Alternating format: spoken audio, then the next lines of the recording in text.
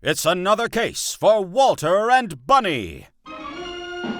That's right, the famous detective duo who solve case after case in post-nuclear Vegas are in for another mystery.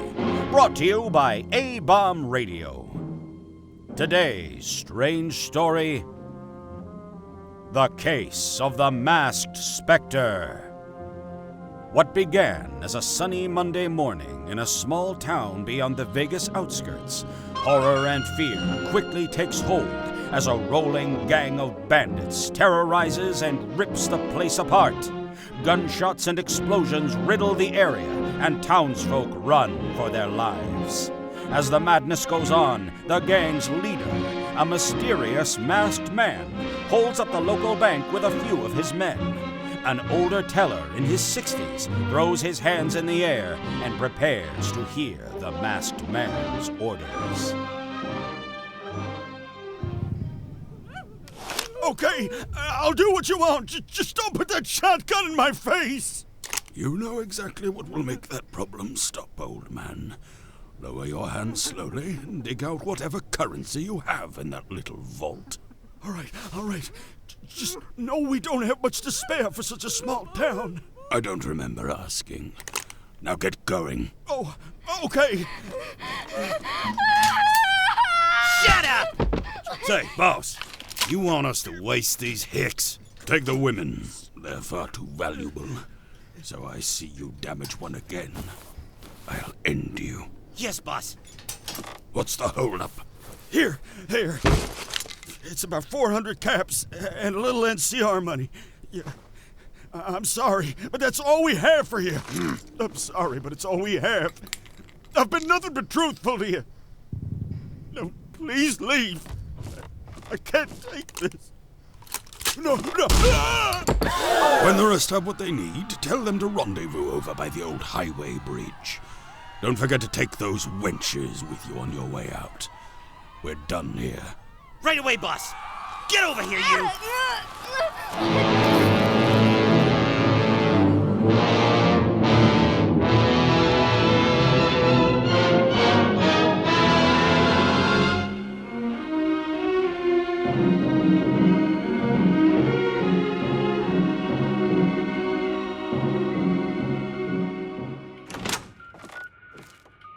Walter, we really need to work out this car thing.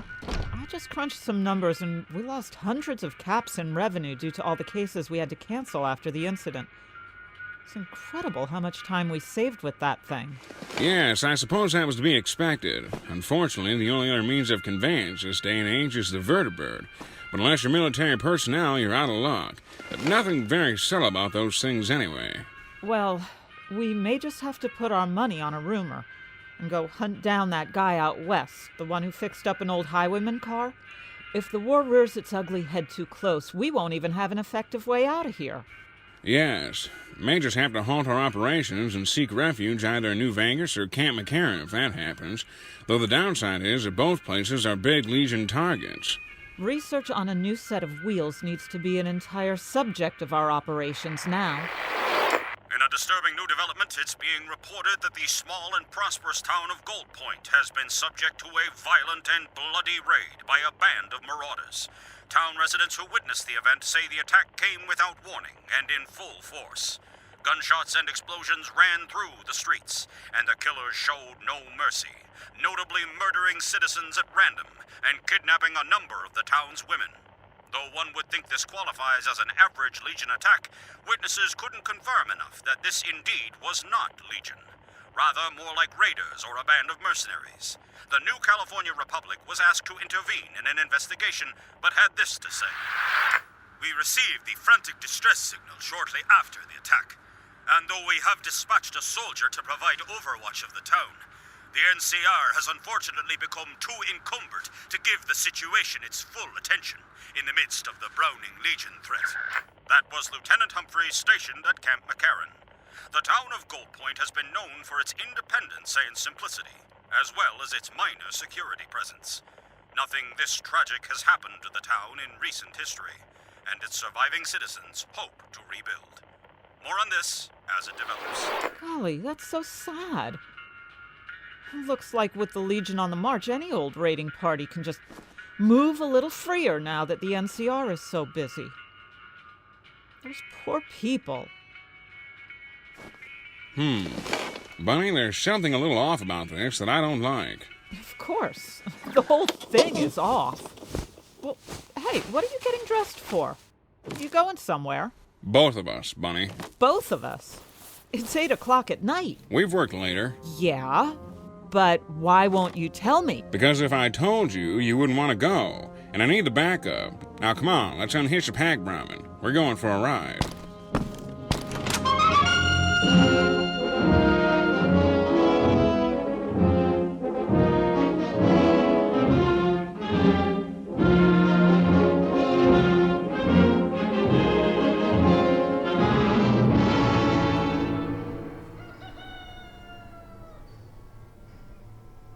It was awful, I tell you. Wasn't but 10 minutes after opening. The sound of gunshots erupted from outside the city and gradually moved in closer. Before you knew it, people from all over began screaming and running for their lives. Men with bandanas rushed into any open building they could and robbed it clean, leaving at least a body behind. I suppose I wasn't meant to be the one for this bank, but their leader luckily only hit me in the shoulder. That's so scary. It's hard to even fathom. What's the death toll at this point, Glenn? I'd say a good 35, with dozens more injured. Our security at the front gates were the first to perish, of course. But then they just let loose on everyone once they broke through. There really isn't much complexity to it. And can I assume your bank vault is empty? Yes. Before I could move these old bones to lock the front door, whatever differences that'd make, 4 men, including their leader, burst in and forced my customers to the ground. He made sure I stood up and forked over everything I had. How did you know he was the leader? Because he clearly ordered them around and barked demands. When he asked them to wrangle the girls in particular, they called him boss. There's no doubt about it. Since that's the case, and you're probably the only one alive to get such a close look compared to the rest of this town, can you tell me what he may have looked like or have sounded like? I'll never forget. He wore the cleanest black dress suit I've seen in ages, with a bolo tie and matching duster. He wore a top hat, too. Like you'd see in those old Western pulps. Please, go on. Well, the queerest thing, I could only see half of the man's face, because it was covered by what looked to be a porcelain mask. What? Like the Phantom of the Opera? That and a very thin handlebar mustache on the side you could see. Piercing brown eyes as well. Looked right through you. Gosh. Sounds as if he's trying to hide some damage. Shooting at me at the end was one thing, but what I heard as they exited... Walter, Bunny, you have to stop that man. That NCR soldier they sent isn't going to do anything but end up that man's next victim. You're right. Waiting around for the next swing of these bandits is only going to see the full destruction of this town. I'll be frank with you, Walter. It sounds like the bandits already got what they came for. You're probably right, but we still have girls out there to save. Say, Glenn, where is that NCR soldier? Last I saw him leave his room, he was on his way to the saloon. His name's Private Kruger, by the way. Thanks.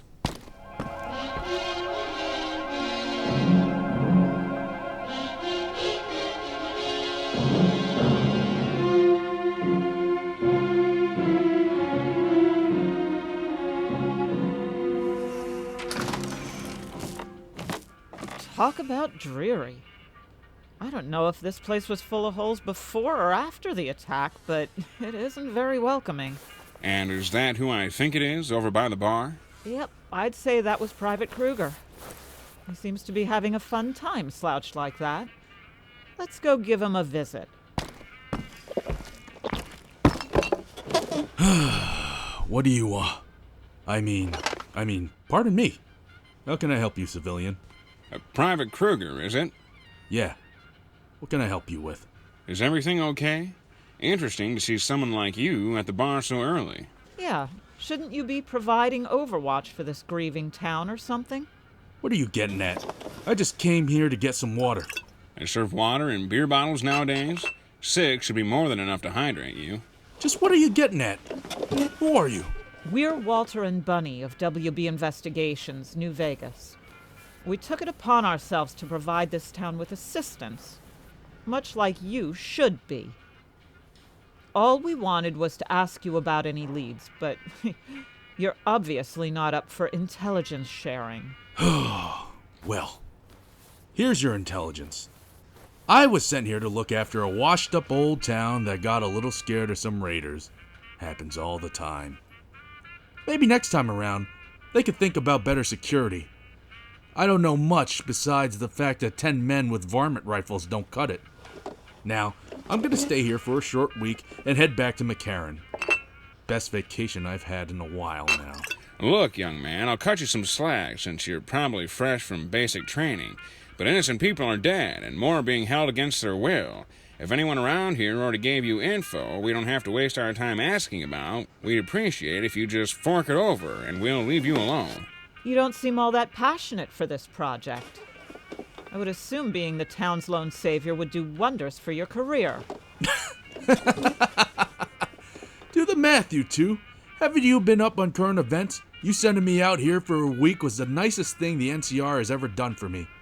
Ever since the Mojave Outpost spread word that the Legion crossed to Colorado, the Army's been sending boys like me to the wolves. Casualty rates have skyrocketed, and instead of pushing me to die in the front lines, they place me way out here. Hey, I ought to live it up. Well, why don't we make your job just a little bit easier by having you place it in our hands? Come on, let's get that intel out of your head and we'll move on. I know as much as you know. Townsfolk have no idea where or who these bandits are. You know, these towns have been peaceful for most of its life. You know, all they do is trade, and they correspond with caravans. It's a sad thing considering how hard they've been hit. But what are you gonna do? Did the NCR relay anything more? Nope! Just a rifle in my hand and a pat on my rear. Is that all? I want to get on with my breakfast. Sure, pal. Just... Hello? Is there a Private Kruger here? Hello? Who is that? I don't know. I don't remember seeing her. Please, it's very important. Has anyone seen him? Hello? Is that you? Yes. What is it? Are you... Yes, Private Kruger, ma'am. You look a mess. What's wrong? Oh, I... Walter, what's her deal? Why does she look so distraught? I don't know, Bunny. But I have a feeling she's more important than she looks. Just slow down so I can understand you. I can't say much. It's just that... Walter, what's that noise? Wait a minute. Kruger! No! Help me! Private, get out of the way! Bunny, behind the ball!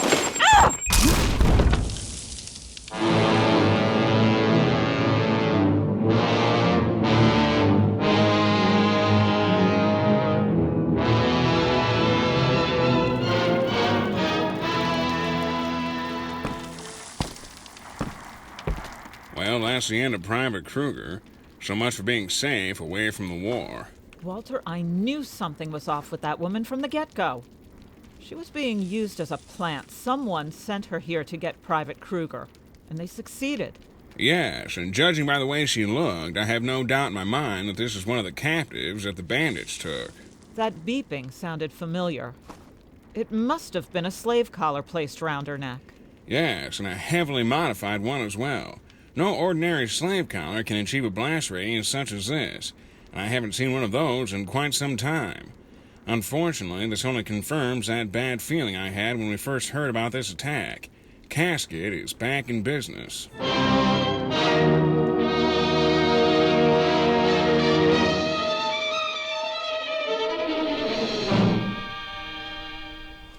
Incredible! So out of all the rambunctious rabble-rousers in the Mojave, you particularly identified this one? 100%. Amazing! Just hold on for a second, you two. This is getting out of control. I'm barely wrapping my brain around the incident at the saloon, and you pull Casket, of all people, out of the woodwork? I do, Bunny. And I know you'll think I'm crazy, but only a few seasoned slavers know how to professionally modify a slave collar like that. And that poor girl had to go through it? There's only a few men I know that can convince his captives to go out so far to do his bidding. I saw that look in her eyes. Although I agree with all those qualities matching Casket's profile, my memory says we last saw him thrown into a bucket of molten steel alongside his robot. Remember? I never would have thought you had history with this monster. Sounds mighty serious. It's a long story, Glenn. Just know that Mr. Casket is perhaps the most deadly human this side of the country. Tell him, Bunny. Yes. The man kidnapped me in broad daylight and nearly sold me to Caesar's camp before Walter here saved me. After being captured by the NCR, he slaughtered the entire outpost, keeping him prisoner, and attempted to take our lives as revenge, only ending with the man and his robot falling into a slag bucket when he tried to kill us at a steel factory. We never recovered his body, but there's usually nothing to recover when you're turned into goo. Good gracious. Casket was never deemed deceased, and it's all making sense now. I project that he was merely splashed by the steel and managed to recover elsewhere, hence the mask. His business was in shambles by then, so he made plans to redeem it. The thing is, the war broke out, and he needed to relocate. I theorized that he moved out of town, gathered a new crew, and chose Gold Point as its unlucky first harvest. Say, where did the crook say he was going? I think I remember him talking about regrouping at the bridge that leads into town. Good. Are there any structures or habitable places beyond that direction? Nothing but some old caves and abandoned mines but a few miles out. But I doubt they'd be there. And why not? Because all the local prospectors picked that place like crows on a mole rat. I would have heard back from someone if a murderous new gang moved in. Ah. And when was the last time you talked to one of these prospectors? What, just last... Well, hold on. Bunny, let's get back on the Brahmin and do a little poking ourselves. Something tells me Gold Point hasn't seen the last of this gang.